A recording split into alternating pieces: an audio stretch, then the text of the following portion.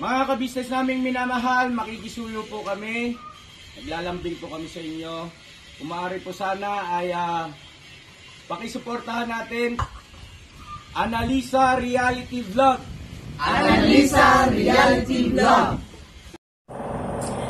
Hello po mga kabayan, kumusta kayo? Magandang buhay. Welcome po muli sa aking YouTube channel, Analisa Reality Vlog. Panibagong reaction, sariling opinion po yung aking ibibigay ngayon. Ito po yung 2 araw na yung nakalipas na pumunta ko si Papa Dins sa bahay nila Ate Rose at walang taong nakabutan pero may tinawagan siya at umuwi naman sila si Arvin at saka yung kapatid niya si Raven ba yun? Okay, so bago ko ituloy, maraming salamat po sa mga new subscribers. Salamat po sa suporta ninyo. Yung mga silent viewers, nagla-like, nagko-comment, at saka nagsishare, maraming salamat din po. At saka na, sa baba po ng aking screen, suportahan po natin, Ka-Business Official, Ka-Business Family, Papa Dins TV, at yung mga kasamahan ko na rin po mga reactors. Maraming salamat po. Sa dulo po, hindi muna ako makapag-shoutout, pasensya na sa ibang araw na lang po. At basta maraming salamat sa inyo palagi na riyan na nag-engage sa aking mga ginagawang reaction. So, ito na nga po. Dumating daw sila Papa Dins kasama si Buong, tapos si Bay Papaya, at saka yung isang kasag. Sarado yung bahay, nasa labas yung mga bata, wala si Ate Rose. So, tinawagan nila, dumating yung isa si Arvin at saka si Raven ba yun. At nakausap nila. So, kung makikita natin yung batang to, ito talagang tinutulungan ni Papa Dins, si Arvin, yung binatilyo. Ang itsura niya, grabe. Talagang napabayaan na siya. Hindi na kasi sumusunod sa magulang siguro. Kaya ganyan, kakaganyan na. Sayang yung mga ginawang pagtulong ng mga supporters ni Papa Dins. Ganun na rin si Papa Dins kasi nagbibigay din siya dito sa pamilyang ito. Nakakapanghinayang lang. So, tinawagan si Ate Rose, wala. Hindi nakarating.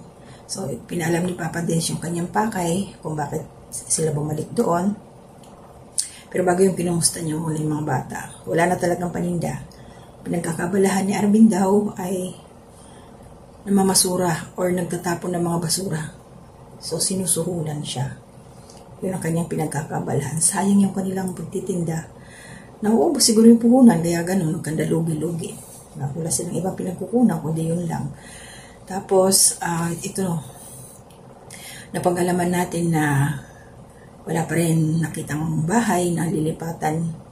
Ito sila Ate Rose. Kaya yun ang isang pangpakay ni Papa Dins doon para ipaalam nga na wala silang makitang bahay. At talagang ito na siguro yung sign na pansamantala ihahayaan ni Papa Dins ang pamilyang to na gumalaw sa sarili nilang pagsisikap. Na hindi mo na muna daw siya babalik doon. Pero si Silip, titingnan ko may pagbabago kung karapat dapat pabambalikan ulit na tulungan.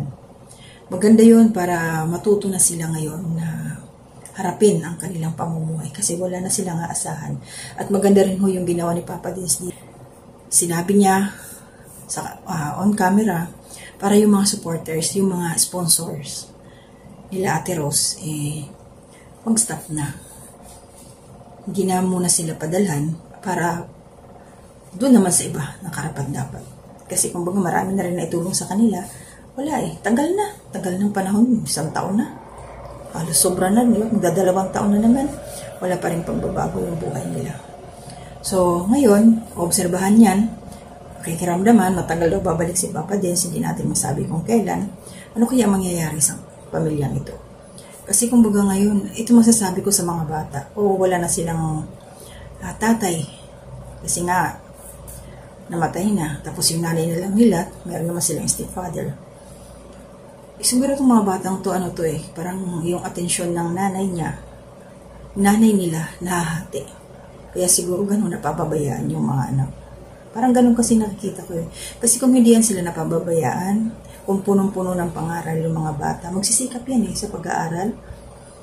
Walang magbubugoy-bugoy, walang magtatambay-tambay sa kanila niya. Magtutulungan silang mag-iina. Kasi wala na silang ama. Diba? Tutulungan yung nanay nila. Tsaka yung itong mga anak. Pero para sa akin, parang parang yung sasakyan ba?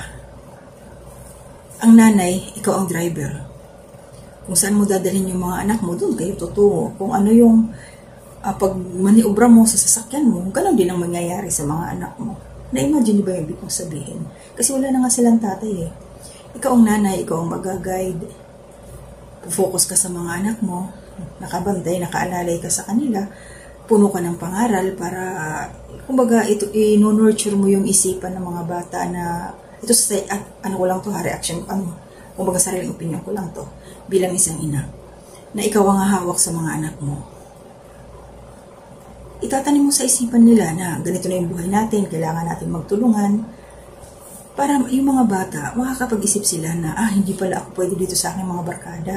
Kasi itong mga barkada ko, ano lang to sila eh, pag nandyan lang na malakas ka. O halimbawa, pag nagkasakit ka, sa tingin mo ba yung mga barkadang yan, Arvin, Raven, mga anak ni Ate Rose, sa tingin niyo ba yung mga barkada ninyo, pag kayo nagkasakit, mayroong mag-aabot sa inyo ng gamot na maiinom, may magpapakain sa inyo, maghahatid, ito kainin mo, ito inumin mo kasi may sakit ka, ganun.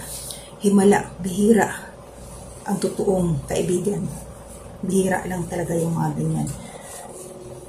Mga bata pa kayo. O ayan, si Arvin, inamin niya. Sumali sa fraternity. Walang magandang dulot yan kasi mga bata. Trip-trip lang daw sila eh. Trip-trip lang. So, hindi maganda yung mga ginagawa nila. Gabay pa rin ng magulang ang kailangan. Paano kung yung magulang, iisa rin dapat gabayan? Diba? Wala, napapariwara yung mga batang to. Mahirap nang anuhin yan eh. Hindi natin maano kung mababago pa ba sila. Itong mga kabataan na to na nababarkada, mas inuuna yung pasarap sa buhay. Parang paulit-ulit na lang sila, puro umpisa. Anong sabi ng isang anak kanina na kailangan niya ng barangay clearance kasi mag-apply na naman ng trabaho. Pag-apply ng panibagong trabaho, hindi lang barangay clearance ang kailangan, alam natin yan. Panibagong requirements na naman yan. Palagi na lang sila nag-uumpisa. Hindi na nakakausad, wala nang gitna, wala nang katapusan. Puro na lang umpisa. O ngayon, dahil ito na nga, siguro marami na ngayon ang masaya na nasa comment section kasi yung iba nagsasabi bakit pa binalikan, ang daming nauumay, na nandoon na naman si Papa Dins nakita. Umpisa pa lang yun, dapat tapusin talaga yung video para malaman ninyo kung ano talaga yung purpose ng pagpunta doon ni Papa Dins. So, masaya na ngayon yung mga nagsasabing bitawan na yan, ganon-ganon. So, talagang, kumbaga maglalaylo muna dito si Papa Dins sa pamilyang to. Kasi marami pa siyang dapat intindihin, marami pang dapat unahin at asikasuhin. Diba? So, pagpinalang natin na sana, sa panahon na hindi sila pupuntahan ni Papa Dins doon, ay magkaroon sila ng kaliwanagan, maging lesson sa kanila, na wala na silang ibang aasahan, kundi yung mga sarili nila. Kaya nila yun. Diba? Kasi umaasas talaga sila na iyakan lang si Papa Dins, makita lang ng mga sponsor, meron na naman magbibigay. Meron na naman magtutulong kasi naawa. So, hinanap pala ni Papa Dins dito kung meron yung mga copy ng medical, wala daw na kay Ate Rose lahat. So, ayun, hanggang dito. Hanggang doon na lang muna tayo kay Ate Rose. So, at least ngayon, hindi na natin sila makikita. Hindi natin alam kung kailan ulit. So, mag-iingat po tayong lahat. Yun lang po yung aking reaction ngayon. Samantala, close na muna tayo dito sa pamilya nila Ate Rose. So, mag-iingat po tayo, at always pray. Sana maging okay na yung panahon dyan sa Pinas kasi sobrang mainit. Pero doon sa lugar namin, medyo umuulan-ulan na daw. So, yun lang po, laging mag-pray. At laban lang sa buhay kahit nahirapan. Kahit pamahal yung bigas, pati yung gasolina, laban lang po tayo sa buhay. So hanggang dito na muna. To God be the glory.